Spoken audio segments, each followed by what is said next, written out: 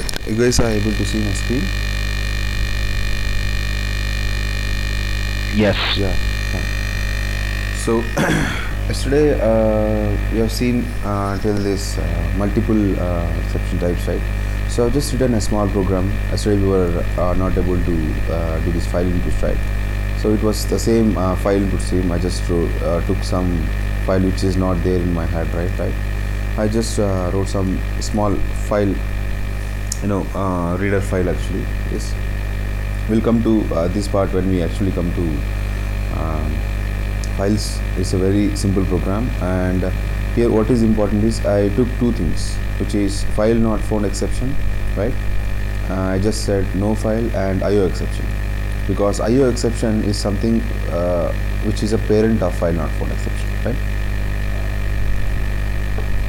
Let me just comment this met2, because we are calling these functions, right? And just say this out of something called IO exception, IOEX, some file. When I run this, you can see that it says no file, because I've made sure that there is no file actually. So here what I am doing is I'm just trying to read some file which is not there, right? It throws me some error which is no file, which is this exception. And if it's no file, we can do something. You can see when I take out this and copy before this, right? You can see exception happens again. It says, unreachable code, right? And you can see something here. If I remove the whole IO exception, right, you can see here again IO exception can happen here, because even if your file is there, there is a chance that there won't be anything, right? Whenever I am doing, so this looping is something which I am reading some lines. So we will be seeing these things in files, but I'm just showing you that IO exception, because we have handled only one exception, right, which is file not found. You can see here, so it says unhandled exception type IO exception, right? Your Eclipse will help you out to add the type of exceptions too, right, which is IO exception. You can see here, and just click on add or just add this IO exception, right? Click on. In that way, this is something which is handled exception, right? These two are handled exceptions, right? Even if I remove this, doesn't matter, because your file not found is again handled by something called IO also, right? So we are just we have just seen something which is more specific, and we have handled something which is apart from this. And you can also have just habituate to create exception class once everything is done, right? Because it's we never know what type of exception can happen, right? So that's how tried after a specific exceptions are done. So always even try to handle this, so that at least you can use this for at least for logging, right? So why we are doing the specific exception, the main reason is to actually do some action. So whenever this exception happens, do something. This happens, do something, right? Whenever unexpected exception happens, right, then you should log it. So which is unexpected, and you should act on it. So how can we act on it? Once we catch that and log, or do some print stack, or make it visible to the people in servers, right? Then they'll come back to this program, and they can fix this actually, right? Where you're providing the scope to debug the program, right? So that is how we can handle these things, right? So if you can see here again, in try catch again, you can have one finally, right? So let's understand this finally block now. This finally is basically used for clearing some data. So what is clearing data is the main reason why we have finally is, let us say, you can see here there are so much of thing is happening here, which is we are working with files here, let us say, right? Which is, if I keep my file open, right? So once I am creating my file, let us say there is a file, and when we actually moved on, some exception happened while reading the data or something here, right? So during that time, what I have to make sure is, even after exception happens, I have to do something called close my file, right, which is like this. Let me just take this. So don't worry about this buffer reader what I'm writing. I'll be explaining each and every term to you when we come to files. So here what we have is, I'm just trying to close it, right? So what happens, even okay,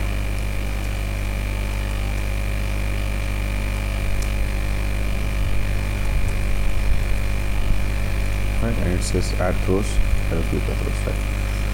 So here so what it does is, so we have defined something called reader here, which is so I'm passing through each and everything. Okay, my file is there, everything went fine, and when I came to reading the file, when I actually doing some action here, right, something happened and exception got through, which means I'll never be able to close this, right? So whenever any exception happens, let us say file not found, it will come to this place and it will go out. Now what is the problem here? The problem here is, once you open the file and if you don't close it, right, what happens is that process will be locked. That process will be locked by this application, and no one else can be able to read or write into that file until you kill your application, right? The connection will be connection will retain as it is, right? In some web applications where your application will be in server, right? When you write this sort of program, what happens, your server will be always running, right? And your application will never go down, because your web application is something which should run 24/7, right? Where if you write a program where you're not closing some file connections continuously, what happens, there will be a chunk of connections will be stacked up, and obviously no other part of code can be can actually use this file to do something. Then obviously there is a problem over there, right? So that's how we do something called clearing, where I'm actually, whatever happens doesn't matter to me. If there is a connection, close the connection of a file. In the same way, let us take SQL, some SQL thing, which we call it as something called SQL exception. Let us take SQL exception, some S. So even this is the same. Like if any SQL exception, anyways, I can't define this because I don't have anything written in here, right? The same problem, because if I take some SQL stuff, right, like something like some JDBC things, then I can define. But again, SQL is something where I'm actually connecting to my database, right? Let us say I have connected to my database, I'm doing some stuff, I'm just reading the data from database, right? If anything happens in between, what happens? Your connection will stay as it is, right? So again here what happens is, if connection stays as it is, which means you are overheading your database with one connection. Overheading your database with one connection is very costly, very much costly. So you should write an optimized program where even if anything is happening, we should do something called finally and clear all the items whatever you have in JDBC. Sorry, Srinath, I have a question. Yeah, sure. What do you mean by overheading? Yeah, overheading is something like this. See, if you have some file or database, right? Let us take an example of database. We all know what is basic database, right? Let us not get into the actual Oracle or SQL database. Normal database. See, a database can have something called traffic. Traffic is nothing but the number of connections made to that database. Which means if there is a data, let us take an example of a school or a college where there is a database, and in that database all the students' records are being maintained, right? Let us say our principal want to check out one person's biodata, and parallelly there are 10 other teachers who also want to browse on with some other students' biodata, which means parallelly 10 plus 1, 11 connections will be done to that database, right? So these 11 connections is the technical term of these 11 connections are nothing but your traffic to your data. Now what is overhead?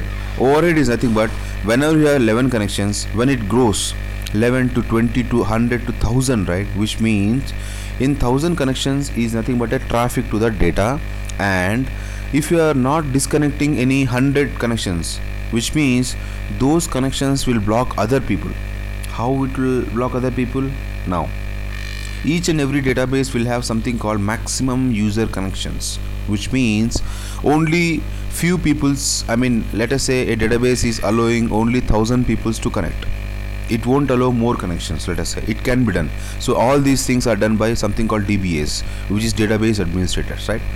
So at that point, if already 1000 persons are connected to database, if any other person tries to connect through our application, right, so it will be in a wait state. Now let us say among the 100 connections are not closed. What happens? Every time, let us say minimum of 900 people are connecting, let us say, which means 100 is nothing but a overhead to the database, which is not doing anything, but the connection is also not breaking. Fine. So that is nothing but an overhead to a database or a file, right? Or any stuff or any medium which you are touching upon the data storage, right? So that's why, yeah, that's why it's very important to clear out. And for clearing out, we have something called Finally. In Finally, the main feature why they have provided Finally is to clearing out some data, whatever you are using up here, right? So that is what Finally is. And basically, one try can have only one Finally. Try can have multiple catches, right? And one try can have only one Finally here, right? So let me just give you the maximum possibilities of or combinations of try catches here, right? Which is, yeah, a try, you can write a try and a catch combination, right? Or you can write try catch Finally, or you can have try catch, which is multiple catches which is multi-catch, right? You can leave here, and you can have something called try, and you have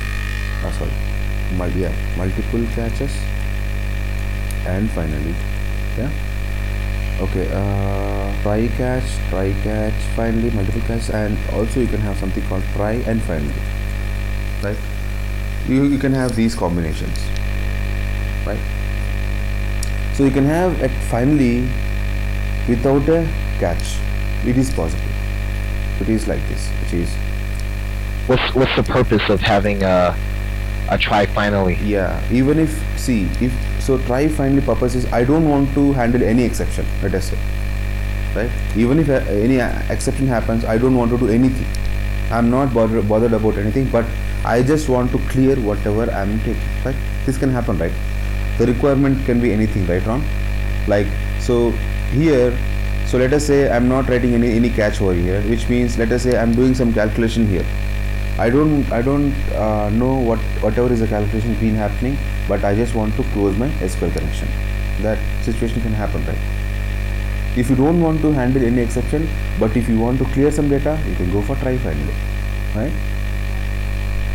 Right, Ron? Okay. Yeah. Okay. So it's just in the case if you. Sorry, go on.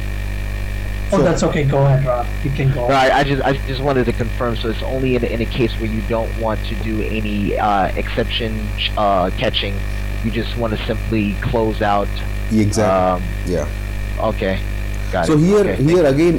here again, the exception handling will be done, but actually you are not trying to catch that exception and do some action. I'm just skipping this part because maybe it is not mandatory for us, right?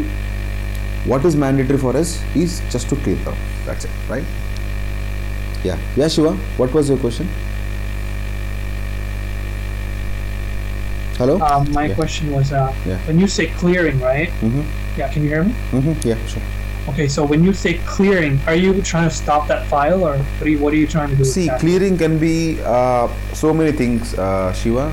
Like when I say clearing can be like, it can be, let us say I'm just creating an object of something. Let us say CLS. We have something called start. Let us say, right?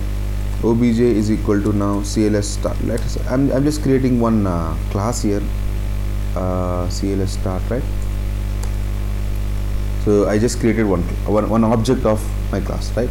And I'm doing some things with this class, let us say.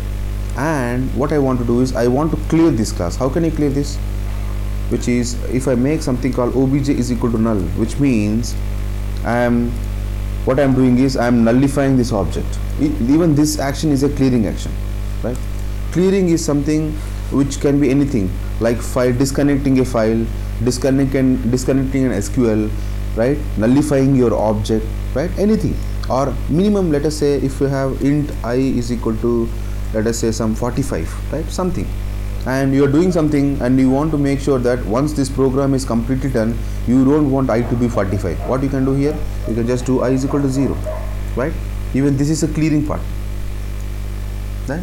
Clearing is a generic term I have used actually, which is not like, you know, actual cleaning of something, but something where you want to nullify something or redefine something or actually disconnect something and all. Fine, Shiva? Okay, when you say the term redefine, then I understand. Yeah. That means That's correct, yeah. you're trying to do something again. Exactly. So you just want to stop. Exactly. Redefine, in the sense I'm trying to redefine the connection to be disconnected, right? In that way. All right. Yeah. Gotcha. Yeah, Ron. Yeah. So was that clear, Ron? Why we use try finally? Yes, it was. Okay. Yes, cool. it is. So, Thank you. Yeah. Cool. Not a problem. Yeah. Sure. So anyone, guys, Purushottam, Amshi, any other questions in this? Right. Yeah. Okay. So based on your requirement, you can have this. But it's always good to know the combinations, right? Because, you know, if you know these combinations, you can actually provide a good program to client based on his requirement, right? So that's we have this actual try finally. But actually in 1.2 and 1.3 versions, this was not there. This combination try finally was not there.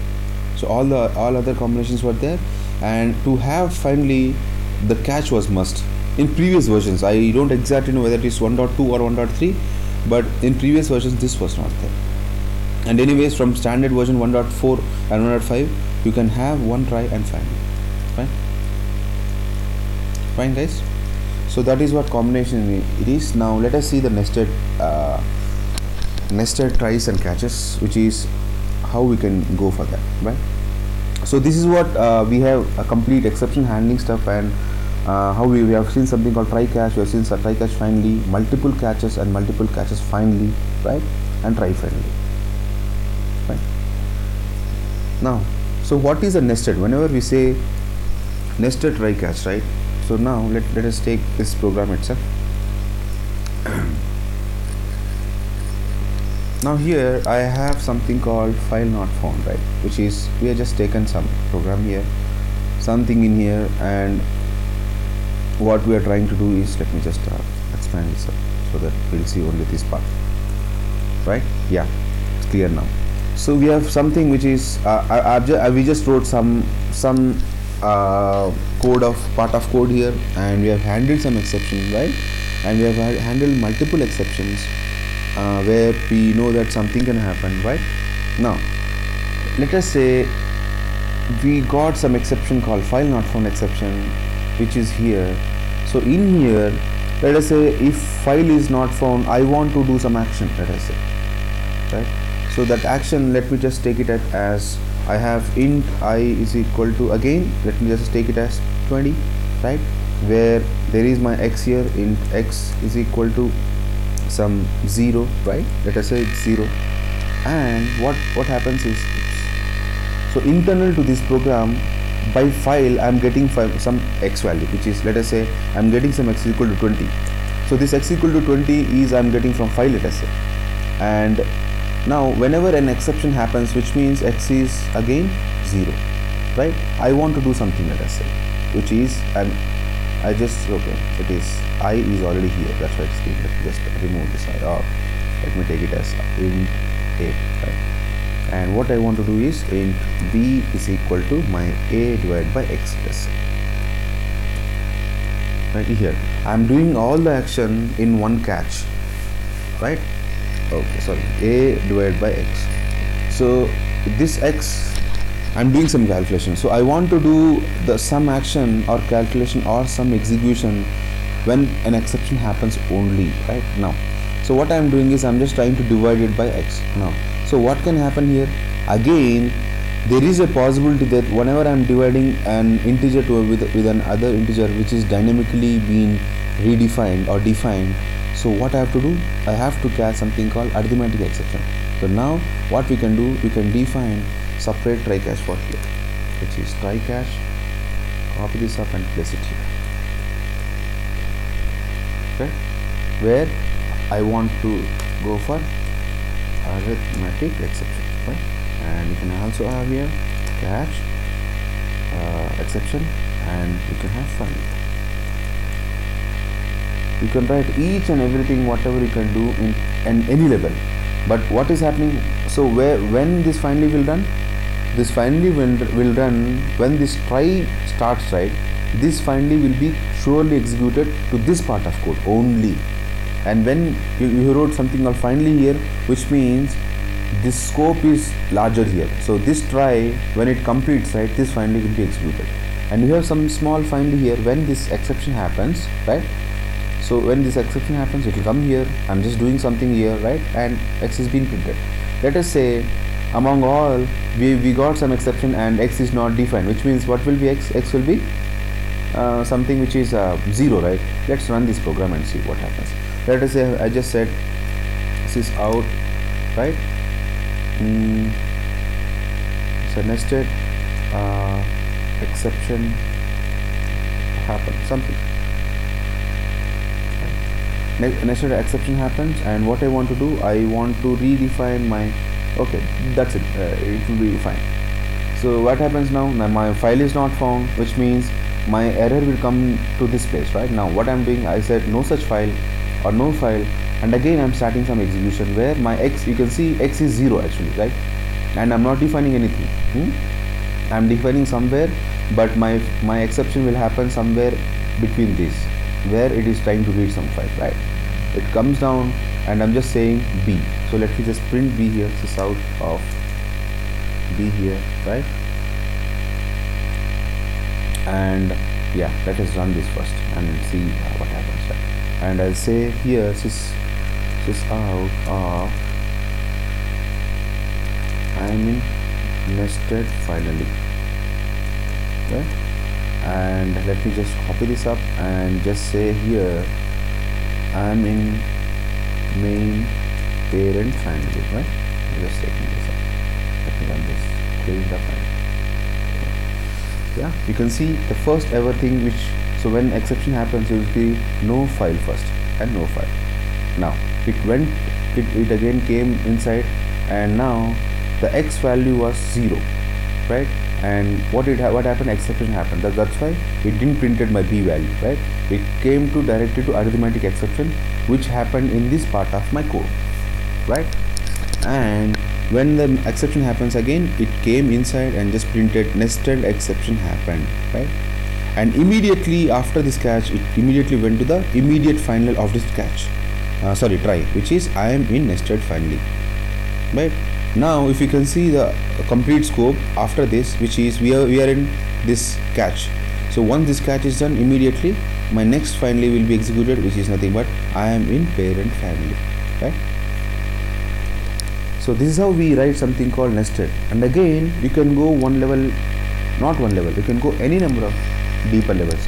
Again, let us say you are doing some arithmetic thing here and you got an arithmetic exception. You want to do something else, which is you want to just say at least b is equal to, I want to do something called a divided by, let us say I'll just say x minus 3, let us say. I'll do some one more thing again, which is I'm just going deeper. Now here what happens here, you can see scope of this is not. So let me just define it outside. A is equal to 0 and b is equal to 0 over here, right? And I just remove this int and int here. Srinath, I have another question. Sure. Yeah, go on. I don't know what do you mean by scope? Sorry, what do you mean by Scope. No, I didn't get that word. What is that? The scope of the method. Okay, scope. Okay, scope is scope is nothing but the visibility of a variable of a method. So here, Scope is nothing but when I define something in between a method, right? Okay, let me just I think I have already explained this. Let me just explain the scope again. I don't know where. Okay, doesn't matter. I'll just take up let me just take a quick class here.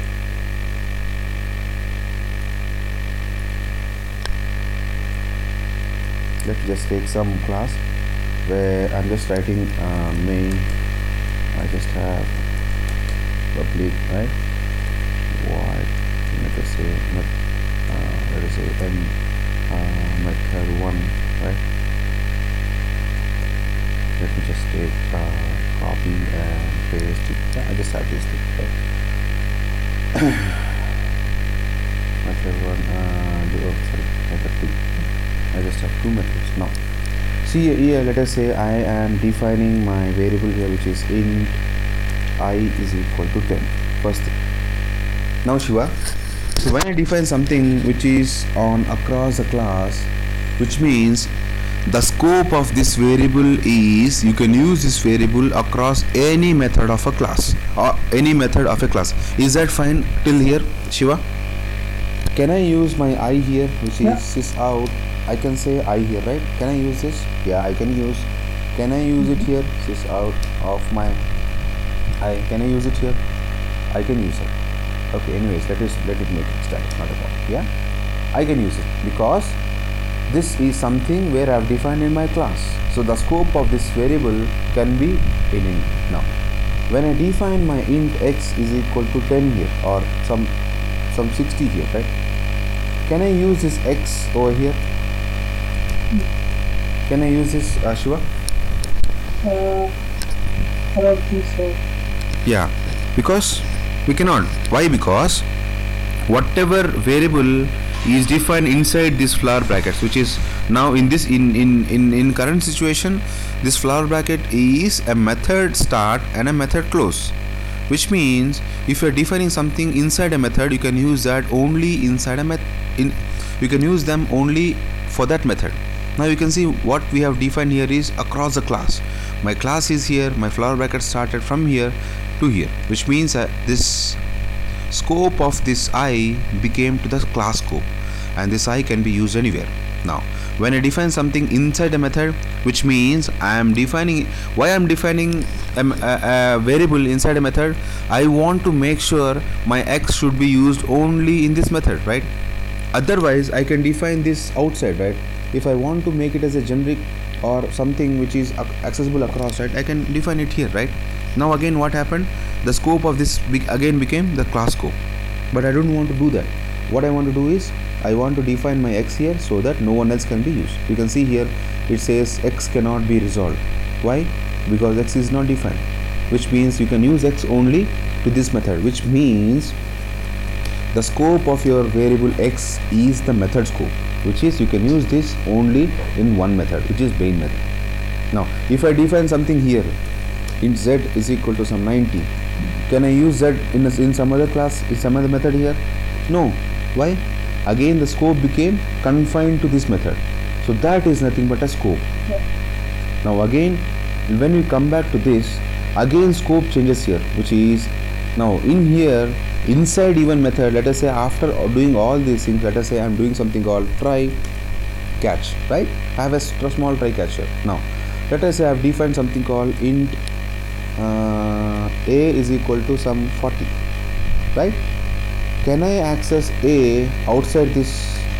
Can I access this a outside this my try catch? I cannot. Why?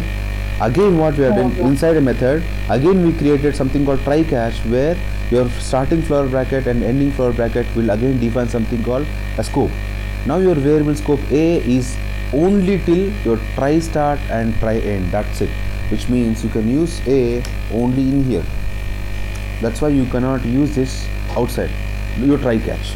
But again you are in the same method, that's fine. But what you are doing is you are just defining your scope variable so that you should use only in try catch. Now your scope became only to the try catch.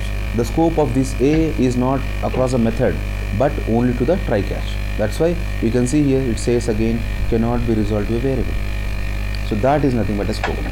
In the same way, if you define something in catch, sorry, which is int b is equal to 35, right? Again, in catch, your floor bracket started and closed, which means the scope again became only up till this catch only. Even you cannot use this a even in here, which is this out. If I say a here, right? A here, you can see not defined, because up till here the scope will stay. Up till here the scope will stay. So that is nothing but nothing but your scope of a variable. It can be a class, it can be to a method, or it can be to any entity you are defining, right? And again, let me just take up one more thing, which is, let us say I am writing some for loop, right? For loop. If I say int abc is equal to 9, can I use this abc outside this for loop? I will never be, because again floor bracket started and closed, which means the scope of this variable became only to the for loop. I cannot use this. It says cannot be resolved a variable. And again, right? You understood here? Again, the scope of this is to the loop scope. Clear. Yeah. So that is how we actually define something called scopes here, right? Scope of a class, scope of a loop, scope of a try catch and all, right? Let me just clear it out so that we can remove the errors over there, right? Set.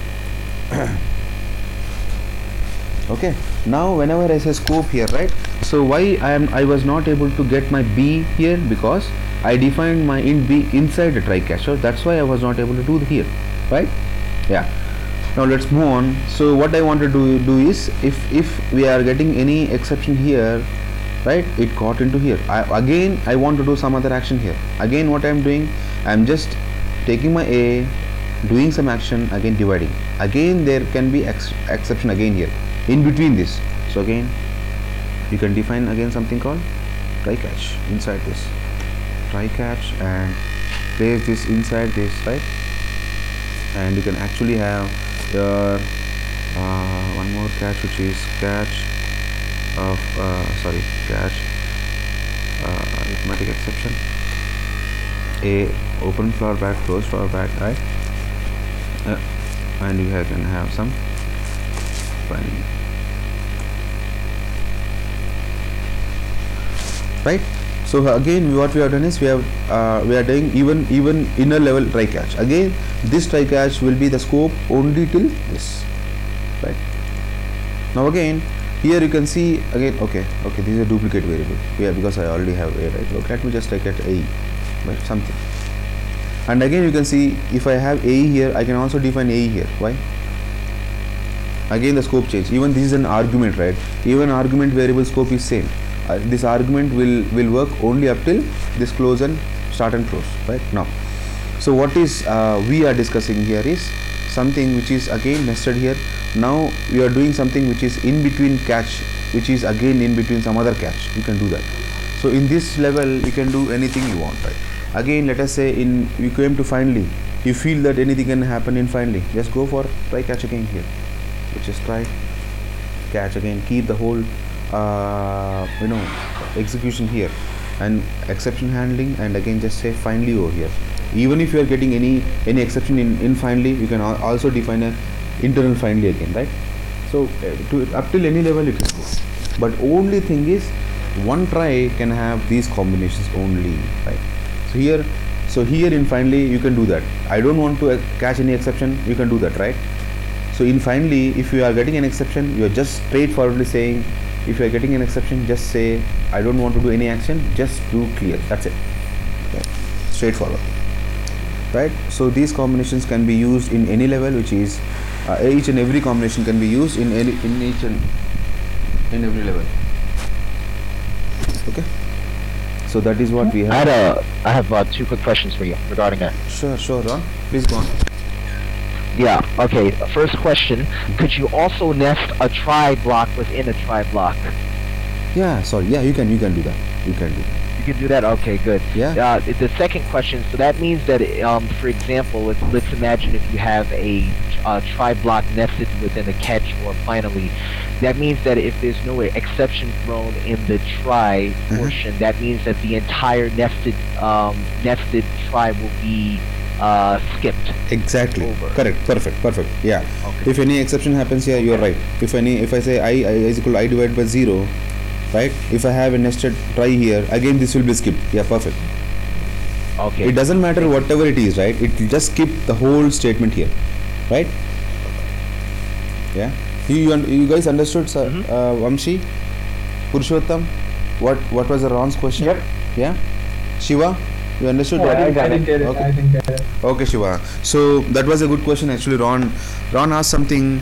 So in try, let us say the first question of Ron's was, can I use a nested try catch inside direct try? Yes, the answer is yes. We can handle. Now second question is, if anything happens before the try catch, what happens to this? It will be skipped, right? Here you can see if any exception happens here, it will directly go to its exception class, and the statements which are defined next to it will never be executed, right?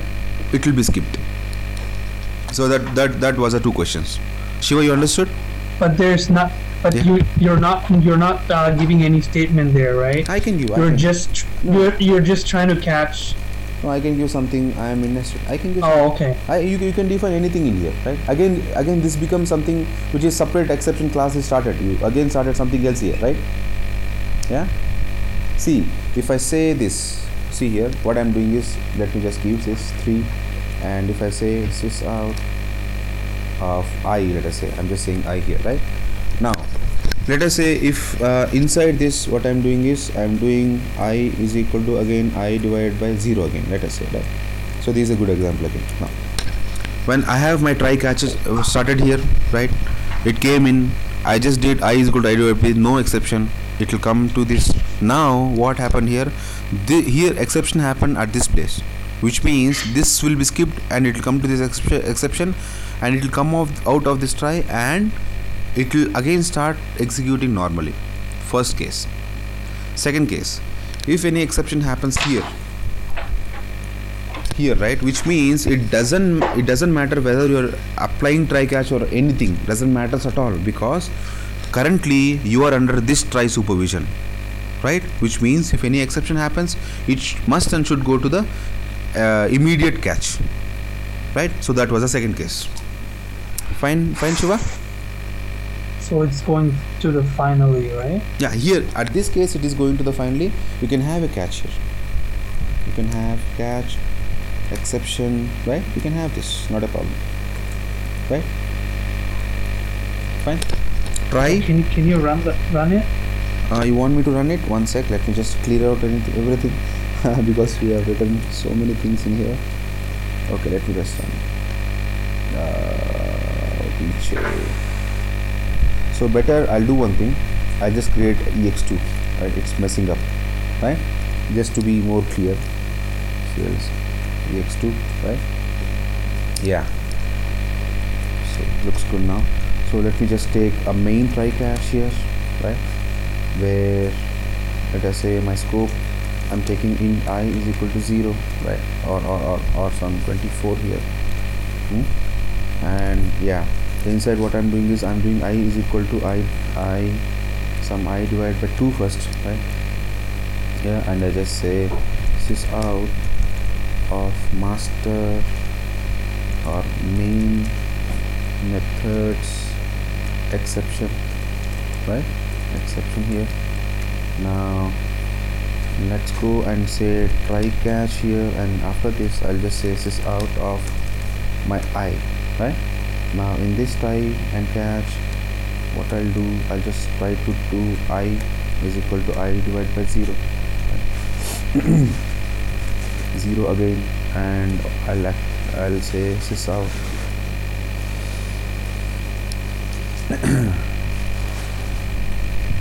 nested tries, nested try something, right?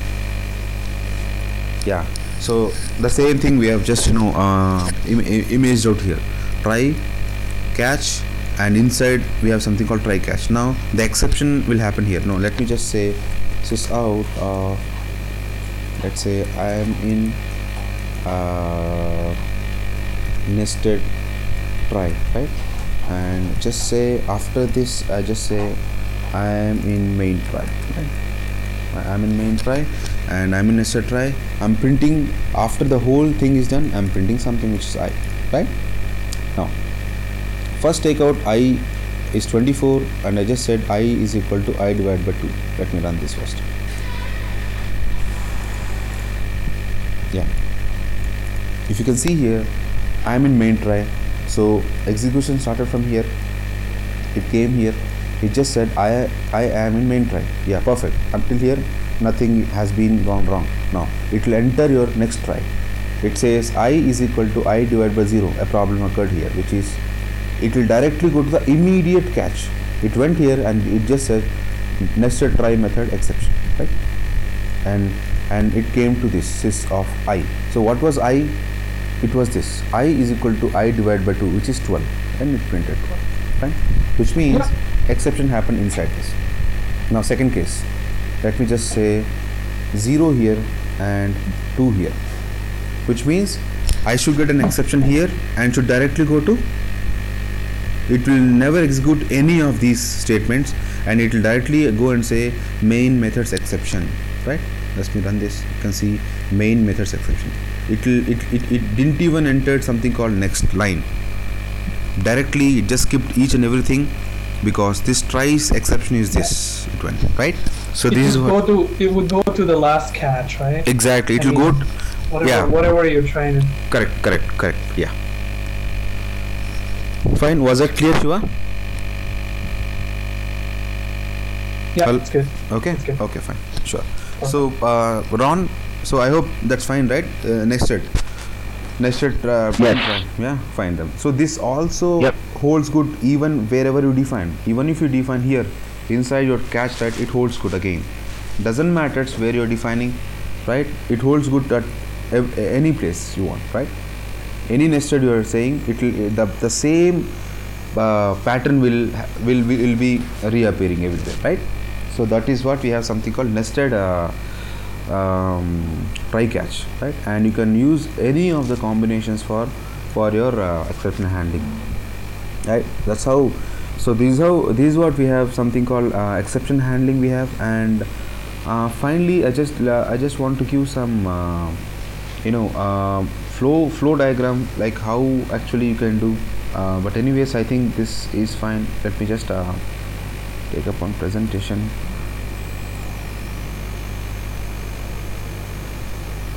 A small flow chart so that you can just have a quick recap of everything.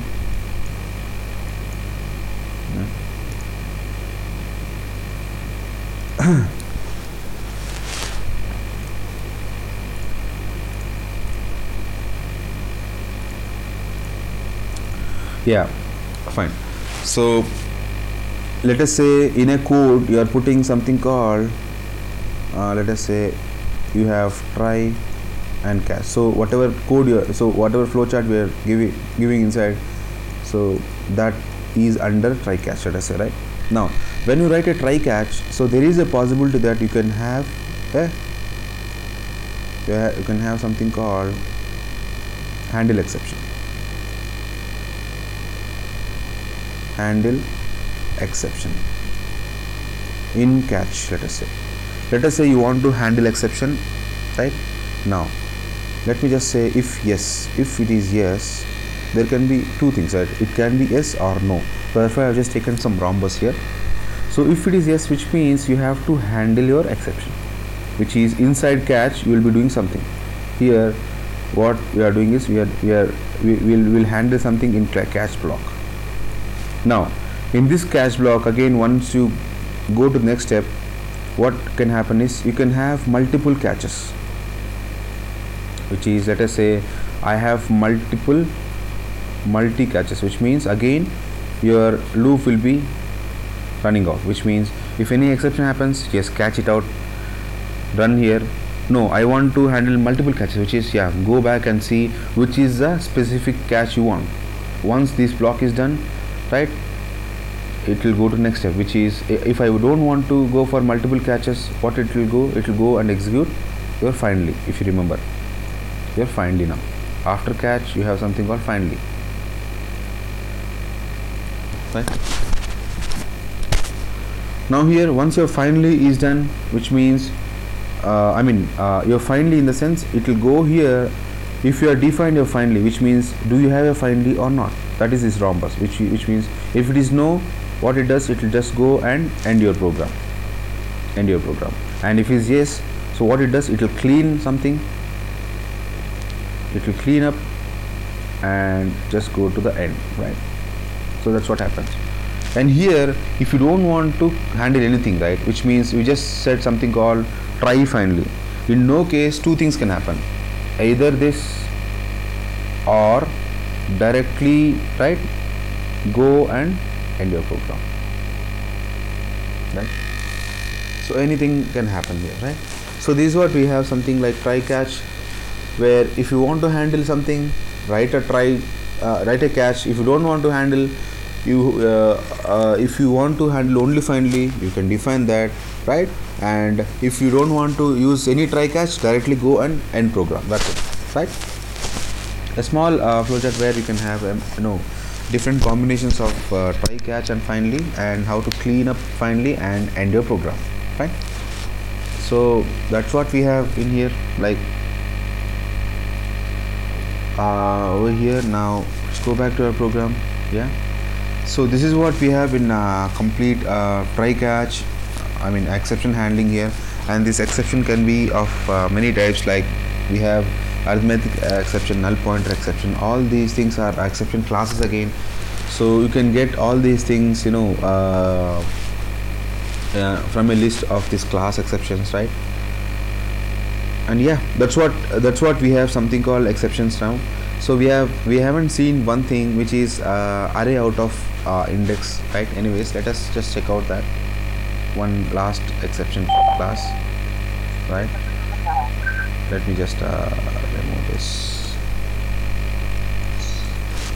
Let me just say int I is equal to new.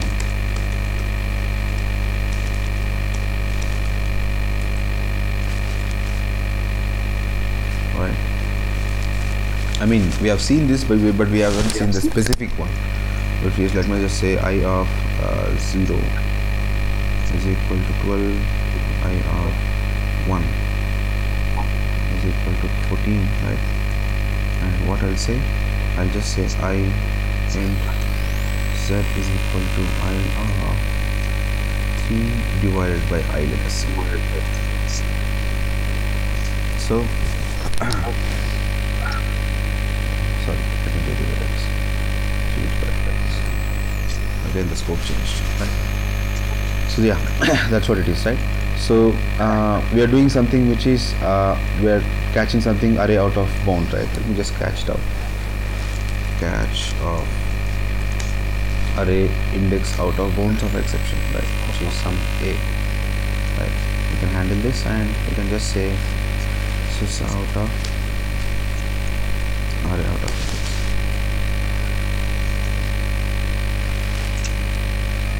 Array out of bounds. And if you want, you can also print that, which is a dot either get message or anything, right? Get message or something. If you run this, you can see array out of bounds, right? It went to the specific one and not to the exception, right? Now this array out of index is actually, this thing is actually something called unchecked exception, because you may never know. As now we are seeing this one, right? That's why I'm just applying something here. But basically, your array out of index will come under something called unchecked one, your null pointer, right? Your something called arithmetic. All this will come under unchecked. And checked are something which are like IO exceptions, SQL exceptions, right? Each and everything, because checked exceptions is like something which will force you to handle that. Now, even if I don't define anything, right? Even if I don't define anything, it doesn't matter at all. If I say finally directly, right? It won't ask me for anything to handle, right? See, it won't ask me for anything. But here, let us say we are writing some file operation, right? Let us say I'm not defining any IO here. Let me just remove this part, right? When I remove this part of what is happening here? Yeah. When I remove this part of exception, right, and remove this throws, right, See what happens. So it will give you an exception here in between. Yeah, where is that? Here it just says you have to handle something called IO exception, which means your Eclipse, if you are using Eclipse or NetBeans or JDeveloper, whatever, it will force you to use that. It will force you to use some exception here. You can actually say try catch, where you can see here IO exception is being handled here, right? So in this way you can, so these are something which are checked. Check means your application will never compile. Your compile time itself, it will say you have to check whether this exception can happen. You have to handle that. That is nothing but a checked. Unchecked is something which will not force you to handle, but it can happen during direct runtime itself, right? So that is unchecked, right? So this is one thing. So now if you are clear with this, let's move on to the one more very important exception handling type here, which is we have one more thing. Let me just remove all these things, right, and just say try and catch, a simple try and catch. Now, so I want to call a method inside this main which don't have a try catch block. I'll just say public static void. I'll just say print line something, and I don't want to handle anything here. I'll just say int I is equal to some 20 divided by 0, something gonna happen here directly, and just say sys out of I, right? Now I'll just call here something called print line of something. Yeah, I'll just call this out. Now in this exception, what I'll do, I'll just say sys out of I'm in main exception. Now this can happen where, so what happens here, so I've defined something where there is no try catch, but I'm calling from here, which means I'm creating a layer of exception here, but inside whatever methods I'm calling, I'm not handling anything, which means when a execution comes here, which means my whole application should get disconnected or crashed, right? But see what happens here. When I run this, we can see whenever exception happens, the handle will come to the immediate catch. So when we started something called try, which means our exception class started supervising, right? So which means we wrote something, we called something called print line. So inside print line, it went here, there is no exception handling, and exception happened, which means this exception is again being supervised by your try catch again. So directly came to your parent's try catch. Now let me take one more level here, which is, let me just take public void, right? Let me just say method 2, right? Something which is static again, right? And let me just say some int x is equal to 23 divided by 0 again, right? And here what I'm doing is 20 divided by 10, and after this I'm just calling my method 2, right? I'm not catching any of the exception throughout my methods. Let me run this. You can see, so when I call print line, it came to here, it divided, division was successful, it printed 2, and I called met2, again something happened here. So what happened? So again your handle, this handle came back to this print line, and print line came back to your exception, right? So that is how your exception happens. And again for this, so make sure to write something called throws exception, So this is something when you actually make, because even if your now in latest versions, after 1.5 versions, you don't have to write throws exception, because it will directly go to your class over here. But if you are using something which is very bigger, let me just copy these files. Let me just take this file class, and let's go back here, and let's say inside this I have something called file class, right? Yeah, buffer reader is here. Let me just take this buffer reader. Yeah, buffer reader here. Now can you see here? So I'm doing something, I'm not handling my exception handling, I know that my pointer or my whenever any exception happen, it will directly go to my this try. But some situations, if you don't write try catch, right, at least you have to write something called throw. See here, it says unhandled exception file not found. Either you have to surround with try catch or add throws. When I click on add throws, which means it will throw something called file not found exception, right? So let me handle multiple catches here, which is one catch is catch right of file not found, right? And just say some f and just say open and close sys out of I'm in main and file exception happen, file ex happen, right? Let me just handle one more exception, which is catch, right? Arithmetic exception a here and open and close and just say sys out, and let me just paste it here, the same thing, and I'll just say I'm in main arithmetic exception happen, something like I'm just handling everything in my parent method itself, right? And I'll just say throws file not found, which means it can happen that my my situation over here is it will throw something. Now let me run this. You can see here, so it happened something called arithmetic exception. Why? Because my compilation stopped here, so it directly came to my main method and it directly went to this exception directly. And now let me just give it as some 1 here and see.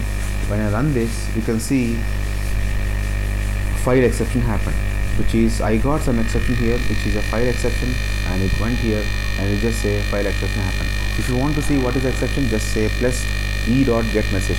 Again it will get f dot get message, right? If you can see here, the whole exception, this is carrying whatever exception happened here, it will carry the whole information to this exception class, this cache, and it will print you everything. Let us say get message, and let me just print some gap. I'll just give some gap here and just say f dot, just say print stack again, right? I'm just printing the board, or let me just say, yeah, let me just say here e dot print stack directly, because print is something which will actually print to your console. F dot print stack here, right? And I'll just say, right?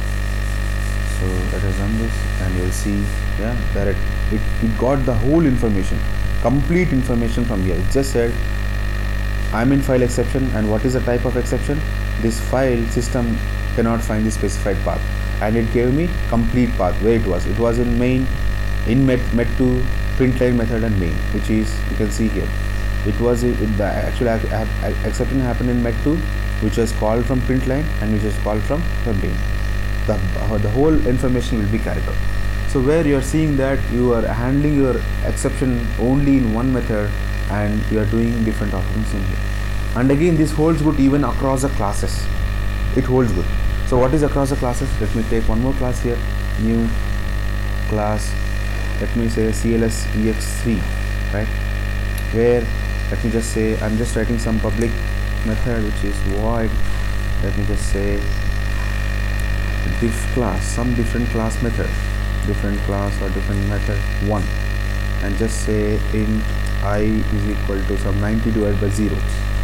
I want to create an exception over here, right? Now come back here, let's say I'm not calling any of this, I'll just create CLS ex3 object is equal to new CLS ex3 and just say obj dot diffmet, right? So anyways, this won't occur because see, during design time itself it will go to each and every object and it is saying whether it is or not, right? So it is so powerful. Let me just copy this part of code even there, so that, yeah, if I copy this, it will ask for something called okay, let me just copy this here, and you have to make sure to call something called throws. Let me add throws. This method can throw file exception, or if you want to define multiple, you can define. You can just say arithmetic exception any number of exceptions you can say, right? That is fine. You can just say file not found exception, and it can also throw arithmetic exception. If you want to refine anything, you can just say IO exception. You can you can have any number of exceptions which is throwing, but all these things will be cached in your this cache, which is this, right? Let me run this now. You can see I'm in arithmetic exception, which is it went to this. We are calling only one object. Now let me just go and say 3 here, and let me print out this out and just say I'm in some ex3 class, right?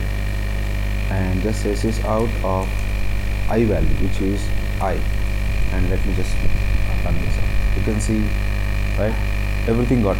So it says I'm in class 3 and something happened, which is file not found directly. It took each and everything and it printed over here. We'll say I'm in main file exception handling, and what is the handling we have got, and what is the error, right? So this is how we can call something called throws. So what we understood is something called throws. Throws exception is something which will throw an exception or to the immediate calling function. So now immediate calling function is this. Now again, if try catch is not there, it will go to the immediate before function. You can see here met2, some exception happened, it will throw to this class, but there is no exception handling. This method, there is no exception handling. Again it will go to the immediate method. Now there is exception handling, we can handle that, right? So that's how we can handle even the different methods, and you can handle in one method for a complete bunch of your classes or internal methods, right? So this is what is all about exception handling, guys. So any doubts till here? Let me just clear out if you have any doubts. Ron, Amsi. As normal practice, do you normally write all of your? Yeah, can you hear me? Yeah, Ron, please go on. What is that?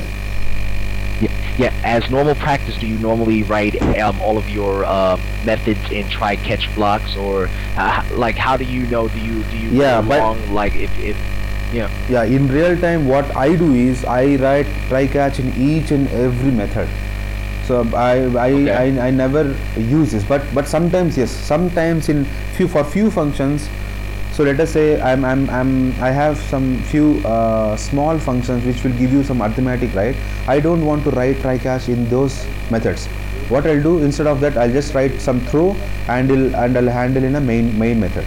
But basically, if you are writing something which is a big method, so a method can have any number of lines, right? So we have got some, like for one method we have written some 1500 lines for one method, which means in one method I've handled some around 20 to 25 try catches in one method. It can happen, right? You can have a try catch in one method in different parts of your code, right? So in basically why we have to handle this, always habituate one thing, guys, in real time. Always write your try catch in each and every method. If you feel that your method is so small that if you don't want to handle exception there, then go for something called throws. But again, throws is again something which is very powerful, right? Where you can go for a bigger methods where you are calculating something called some arithmetic or file or SQL, but you want to handle in your this. But one thing, make sure whenever you are writing catch, always log your exception into a file. Always. You can just use something called get message. Get message is more than enough actually. If you say get message, right, this will give you a complete figure of what actually is happening, right? And just log into a file. This is what I do in real time.